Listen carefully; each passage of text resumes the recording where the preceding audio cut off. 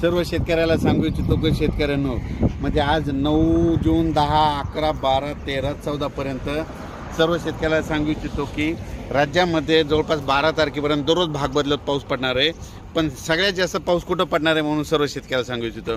राज्यात सांगायचं झालं तर पाऊस नेमका कुठं कुठं पडणार आहे, सातारा, सांगली, सोलापूर, कोल्हापूर, पुणे, तसेच नगर जिल्हा, नाशिक जिल्हा, तसेच संभाजीनगर, बीड, जालना, परभणी, लातूर, धाराशिव, त्याच्यानंतर तो पाऊस सोलापूर, पंढरपूर या भागामध्ये म्हणजे 12 तारखेपर्यंत चांगला पडणार आहे म्हणून हा अंदाज लक्षात घ्यायचा। पण 18-19 नंतर परत राज्यामध्ये पाऊस येणार आहे म्हणून हा अंदाज लक्षात घ्यायचा। सर्व शेतकऱ्याला सांगू इच्छितो, शेतकऱ्यांनो, शेतात पाऊस पडल्याच्या नंतर जमिनीमध्ये एक ओल असले तर पेरणी करायला काही हरकत नाही। सांगलीकडे पडणार आहे, साताऱ्याकडे पडणार आहे, पुण्याकडे पडणार आहे, नगरकडे पडणार आहे, बीडकडे पडणार आहे, परभणीकडे पडणार आहे, नांदेडकडे पडणार आहे, लातूरकडे पडणार आहे, धाराशिवकडे पडणार आहे, जळगाव, धुळे, नाशिक भागाकडे पडणार आहे, मुंबईकडे देखील राहणार आहे, कोकणात देखील राहणार आहे म्हणून हा अंदाज लक्षात घ्यायचा।